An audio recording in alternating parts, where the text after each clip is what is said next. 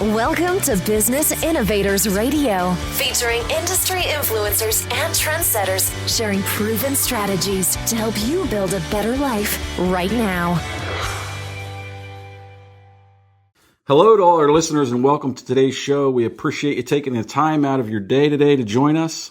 If any of our listeners are fans of Western movies and some of the television shows, you're in for a real treat. Our guest joining us today is Mr. Ken Farmer. For those of you that don't know Ken or recognize his name, Ken is a retired actor of 40 years, has played parts in TV shows from The Good Guys, Dallas, Friday Night Lights, to Walker, Texas Ranger. In addition, Ken has appeared in movies such as Rockabilly Baby, Red Ridge, RocketMan, Uncommon Valor, as well as Silverado, and has done numerous commercials. He tells me he stopped taking count at 260. Welcome to the show, Ken. How do you do? And believe me, it wasn't me. I wasn't there, and I didn't do it. Listen, get us started. Prior to your acting career, you've had a pretty interesting start from what I've gathered. From playing football in high school, who at the time you were coached by the famous Buddy Ryan. And the reason Buddy Ryan, yep. The reason I say that is I'm from Philadelphia area, and, you know, he coached the Eagles here for a while, so it was like... Yes, he did.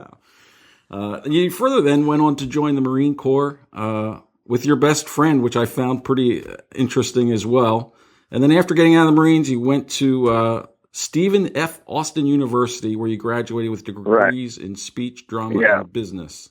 Yeah, Buddy actually got me a scholarship there to play football. Red Conkright, the former NFL great from back in the 50s, was the head coach there, and Buddy called Red and recommended me, and I got a 3-year full boat out of the deal. So, hey, it worked for me. Can't beat that one. So tell our listeners how you get started your career in acting. How'd that come about? Oh boy. Well, interestingly enough, I had an oil company. I was a genuine Texas wildcatter, and also had a cattle ranch. I raised registered beefmaster cattle and quarter horses. Mm-hmm. And I was dating this model in Dallas, and I'd go into her agency with her on occasion, and her agent would come up, Kim Dawson, and he said, "You've got a great look. I could get you a lot of work." And I looked around, and it seemed like all the guys that were in there, all the model type, were, let's say a little light in the loafers. And I say, "I don't think I fit into your program, but thanks anyway." And I came in with this chick one day, and Kim runs up and says, "You ride horses, don't you?" And I said, "Well, I've been thrown off of one or two." "Yes, ma'am." Said, "We don't have anyone in this agency that can ride." And I looked around at all their pictures and stuff, and I said, "Yeah, I can believe that." And she said, "We need to send somebody to represent the agency for a Dairy Queen audition." And I had never told her I had a degree in theater or anything, and I didn't then. I said, "Well, I don't have any pictures." It doesn't matter, they'll take a Polaroid. So that tells you how long ago this was. There you go. And said, "Well, what the heck?" And so I go in, and I'm in my usual dress, blue jeans, boots, cowboy hat, jean jacket.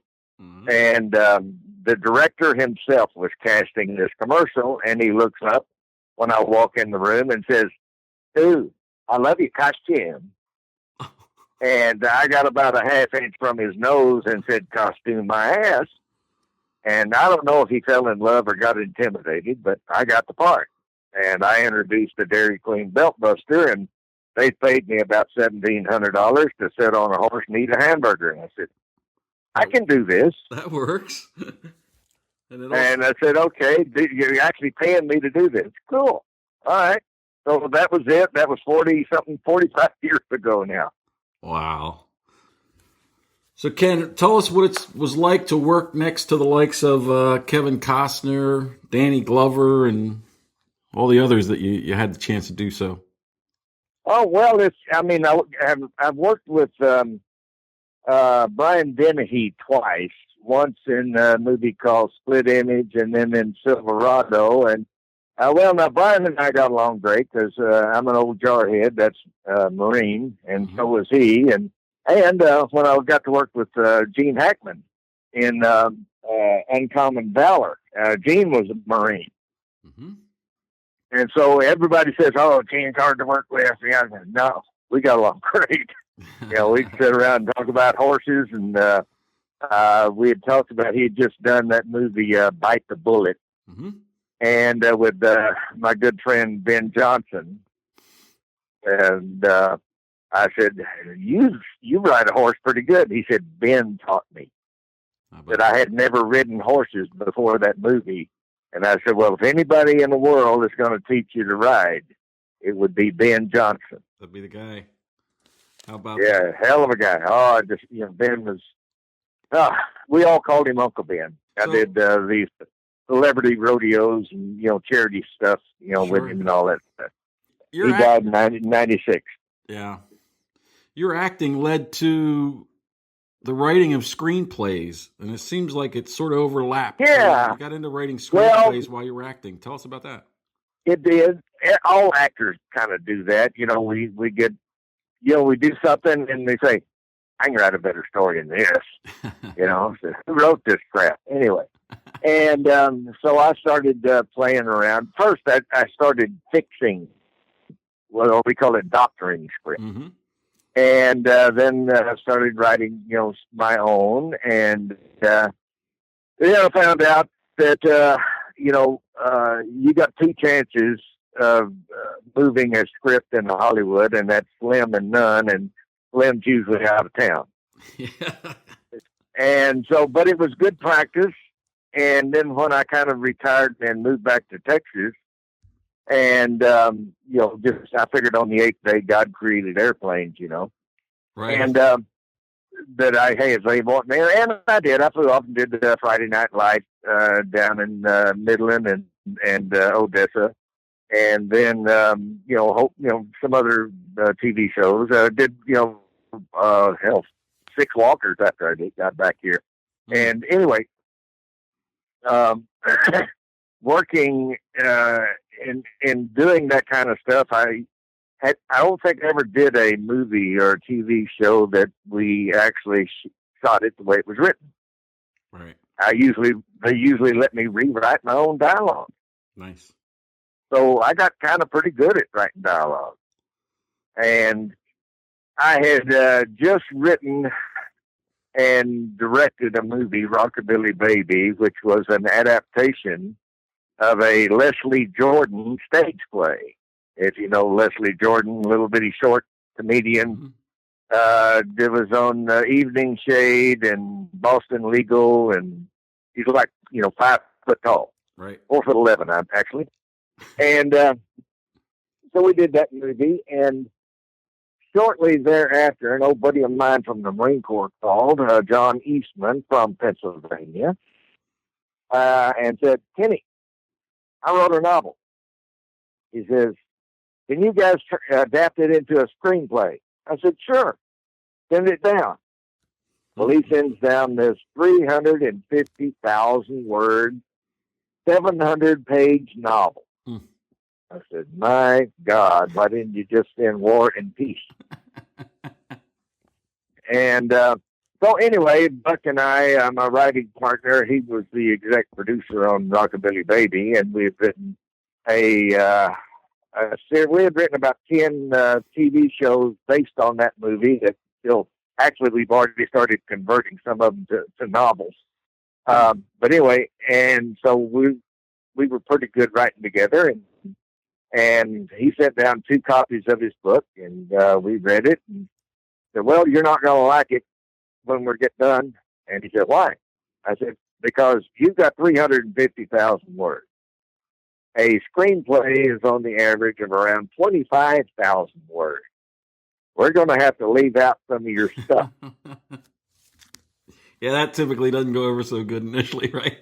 Yeah, you got to, it said, and so we did. We finished it, and he said, what happened to the biker gang? I said, told you. They disappeared. They didn't go anywhere, so they're gone. So anyway, after we finished writing his script, it took us like 10 weeks. And we set it up. Disney's got it, and it's going through the channels. It's been doing that for 4 years now. and which that reinforced my opinion of doing screenplays, and tried to tell him. But anyway, so after we finished writing the screenplay, we looked at each other and said, we can write a novel. Right. And 3 months later, we had written our first Black Eagle Force, Eye of the Storm. And that was in August. We got a publisher, and they published it in February the 14th, Valentine's Day. But, a year later. So we said, if we can produce a movie, we can sure start a publishing company. So we did. We started a publishing company using the same vehicle that we did our movie with. And while we were waiting on them to publish that first book, we wrote 3 more and published them ourselves. And since then, we have written 14, working on number 15, and have published, I guess, 9 or 10 others, other people. I just acquired a trilogy, a historical fiction romance trilogy called the Templar trilogy. Knights on dancing chargers, damsels in distress, evil tyrant dupes, and just think, what is it, Ivanhoe? Yeah.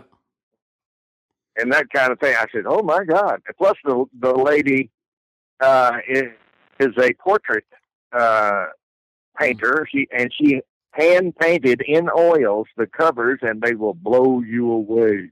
Wow. So her first book is coming out in December, about the same time as our number 15, which is going to be Bass and the Lady. Yeah, I want to expand about on your current writings, because you have sort of three different series going on. It's called genres. Genres. Military action techno, which you say, historical fiction westerns, and sci-fi. Sci-fi, exactly. Yeah. And you say this is a new term called faction. You write about this is a cross between facts and fiction, but using real events that actually happened and create stories around those. So can you expand on that a little bit? Yeah, we take let's take our nation's historical fiction western. I wrote a screenplay back in '86 called The Tumbleweed Wagon, in which the protagonist was a real United States deputy marshal in the Indian nations, working for Judge Isaac Charles Parker, known also as the Hanging Judge. Mm-hmm. And it was a character by the name of Bass Reeves, who was also, for real, the first black U.S. Marshal west of the Mississippi. Well, here you got this black guy who served 32 years as a United States Deputy Marshal, executed over 3,000, count them, 3,000 felony warrants, killed 14 men in the line of duty. That's twice as many as Billy Hickok. And it is said by many, including me, that he was the inspiration for the fictional character of the Lone Ranger. Mm-hmm. All of his felony convictions went to a correctional facility in Detroit, Michigan. The two guys that created the Lone Ranger in 1934 as a radio program, guess where they were? Detroit, Michigan. This is a question. Detroit, Michigan. Detroit, Michigan. Yeah. And that Bass Reeves usually rode a dapple gray horse, light, almost white, and he would give out, as you know, as everyone knows, that the Lone Ranger gave out silver bullets to people who helped him.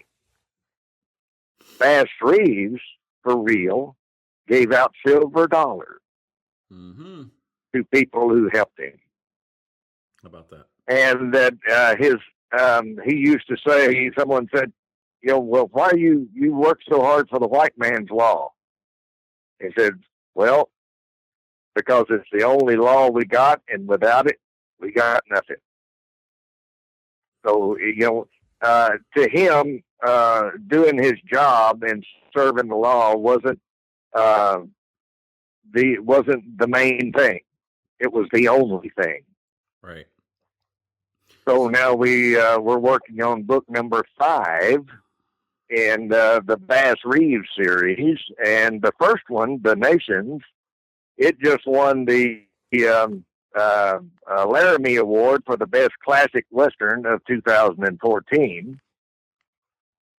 The second one, Haunted Falls, also won a Laramie Award for the Best Action Western of 2013. Nice. Congratulations. And like I say, we're working on the number 5 called Bass and the Lady, because I found out just recently that there was one woman, United States Deputy Marshal, that worked in the Indian Nations under Judge Isaac Charles Parker. And her name was M.F. Miller. F.M. Miller. And so I said, well, and there's very little written about it except that she was very attractive, extremely handy with a gun, and could ride like a wind. And I said, well, that's all there was in the history about her. So I said, who's to know, since she worked at the same time, there were a total of 200 marshals that worked for Judge Parker in the nation. 74 of them got killed in the line of duty. But with 200 people working at the same time, who's to say that she did not work with Bass Reeves? Right. So she does in our book. And her name is Fiona May. And she wore she did for real, wore 2 guns, 38-40 Peacemakers in cross draw, and supposedly could shoot a fly off a bull's butt at 100 yards. Well, we're getting a history lesson here today, listeners. There you go. But in addition, you've got 2 other series, one the Black Eagle Force and one the Aurora. Right.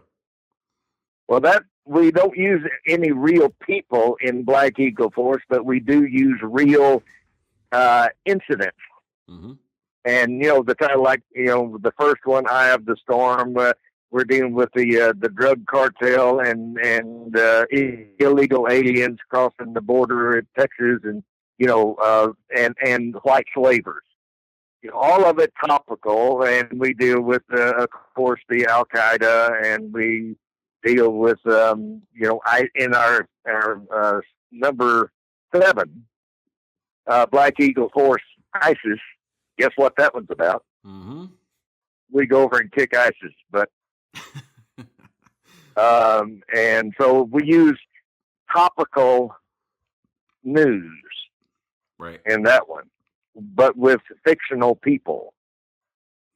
Fiction, and the first 4 novels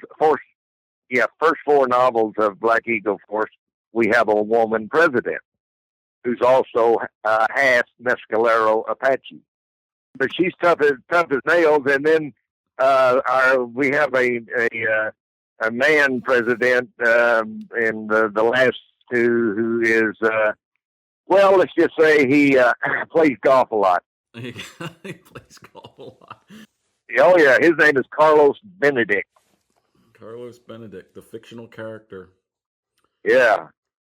And then our other series is Sci-Fi that we start out with. You've heard of Texas Roswell, maybe. Maybe not.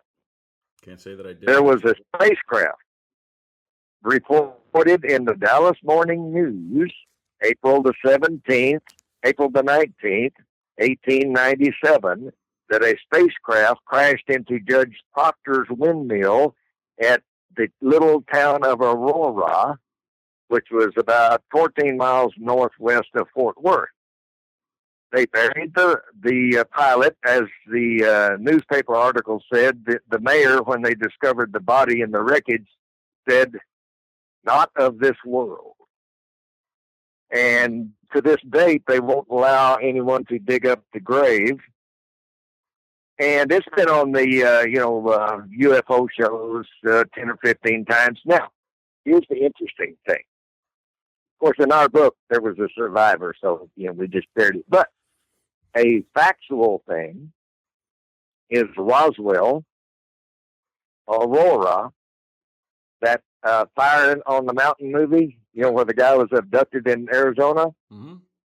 and the Battle of Los Angeles during World War II, where they claimed to battle a UFO over Catalina for hours.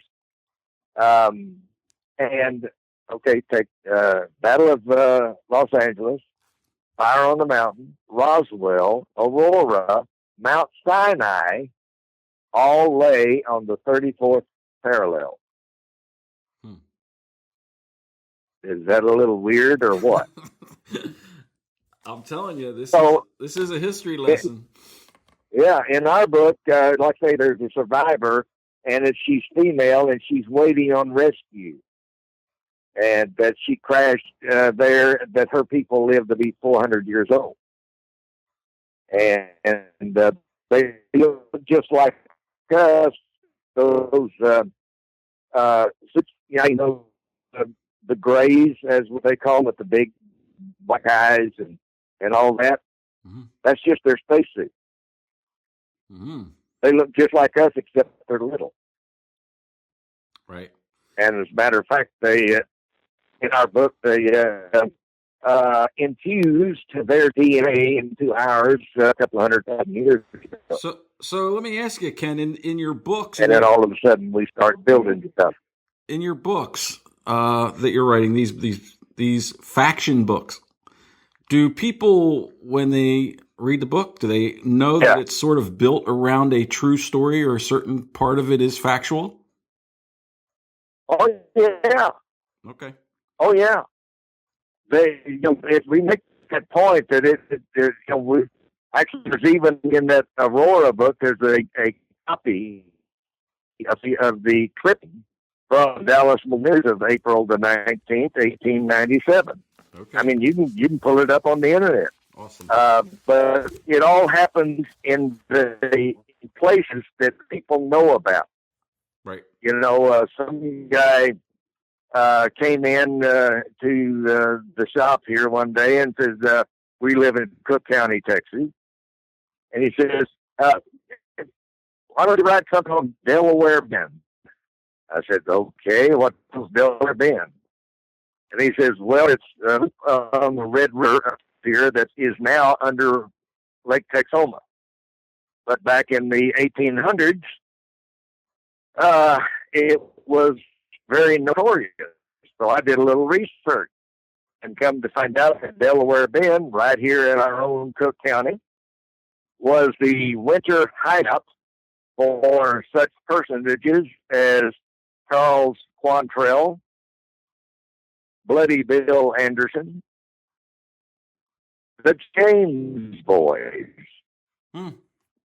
and that in the 1880s, the town of Dexter in Delaware Bend, Cook County, Texas, was one of the three most notorious locations in all of North America. The other two were Tombstone, Arizona, and Leadville, Colorado. How about that? And I said, all of this right here, not 20 miles from where I'm sitting. So we wrote Across the Red. Okay. Well, man, that's... And using it so everybody recognizes the locations and sometimes I've been there. Yeah, wow, that's cool. Right. And right. so, but it's just, we use some fictional people, some real people, but all real events and real places. Well, it certainly should Oh, make for. by the way, there will be a quiz. Should certainly make for an interesting series of books in all three of these that you got going on. So, tell us a little bit about your publishing company. I know that you created a publishing company. Is it called Timber Creek Press? Yeah, Timber Creek Press. Like I say, we do all of our own, but then we have people coming in and say, would you publish ours? And we started taking on a few, and in fact, we just signed a lady in Florida who has written a series, or is writing a series, a trilogy actually, called the Templar Trilogy, and it's historical fiction romance. Now, I'm normally not a big, romance reader. But be damned if she didn't make me a convert. I mean, if you ever, you're old enough to have seen Ivanhoe. Yep. Cold Vadas. Ivanhoe with Robert Taylor and Elizabeth Taylor and George. I'm talking about knights on dancing chargers, damsels in distress, and evil tyrant dukes and romance. But it's all in the medieval times, King Arthur, all that kind of stuff.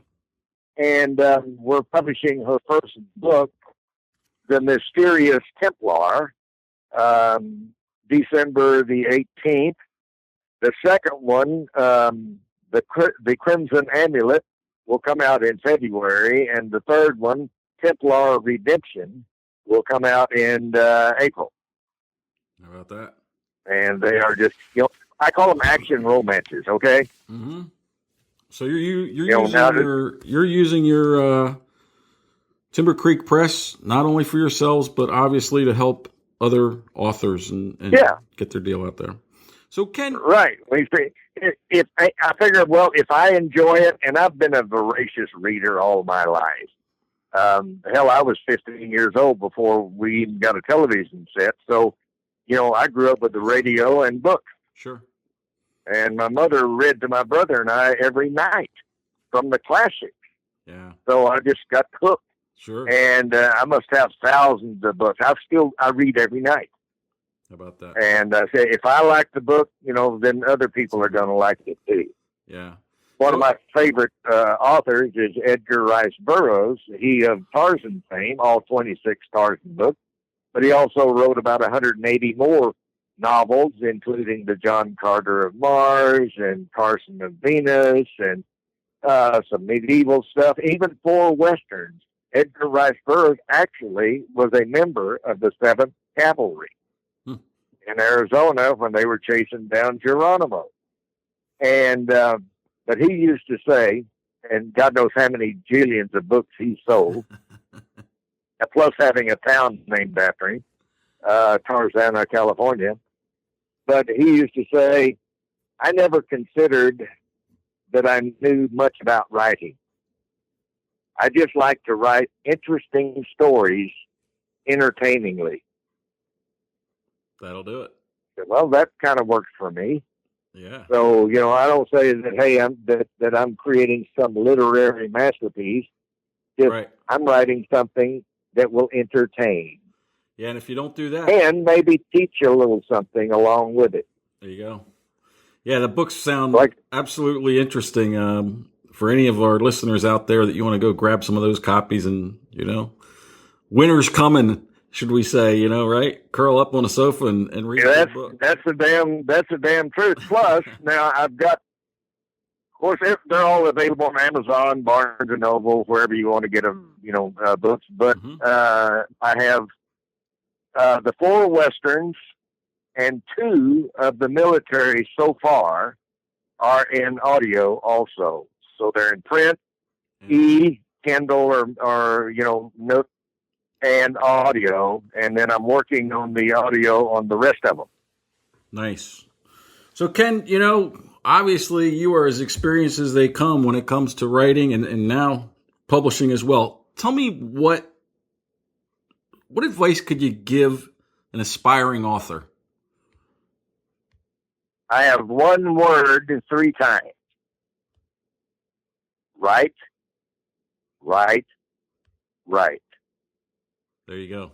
You learn to write by writing. You know, the first thing you write is probably going to suck. The next thing, and then you get a little better. But I teach writing classes and so on, and everybody knows that my catchphrase is just tell the damn story. Right. Don't think about all this other technique and do this and do that. No, just tell the damn story. Yeah, that's good. That's good advice, I believe. That's without a doubt. Keep it simple. And that's all. When I pick up a book, I just want to read the story. Sure. Tell me. Right. So that's what you want to do, is learn how to tell the story. And I try to create a story that I call it, I want the reader to see, hear, feel, taste, and smell what's going on in the book. If I don't see, hear, feel, taste, and smell, then you're not going to either. Right. That's great. So that's how I try to suck you into the story is, to me, you don't read a good book. You experience it. Right. Well, and that's when, when you do get into a good book, before you know it, you're done. You're lost. Yeah. You're into it. I get swallowed up. I said, damn. Then I get pissed off because it's over. You're too funny. I love listening to you, Ken. It's been an absolute great pleasure to talk to you and learn a little bit about you. I'm going to certainly go check out some of those books as well. Thank you so much for joining us. Let me give you our website if they want to go to our website. The books are free, but you pay out the nose for my signature, okay? There you go. But it's timbercreekpress.net. timbercreekpress.net. And there they can probably find everything that you've got going on. Again, you got links to the electronic books, and if somebody wants an autograph book, well, that's the place to order it from. And we got links to it's really hard to autograph an electronic book. I mean, you ever try to dog ear a Kindle? Hey, they'll be doing it before too long, probably. Give them time. And it's hard to autograph an audio, but hey, you can get them anyway. You got it. Well, listen, on behalf of Business Innovators Radio, I'd like to thank you again for taking your time to share your story, your experiences, enjoyed it, as well as your books. And to all our listeners, hope you enjoyed this program as well. We had a great time today.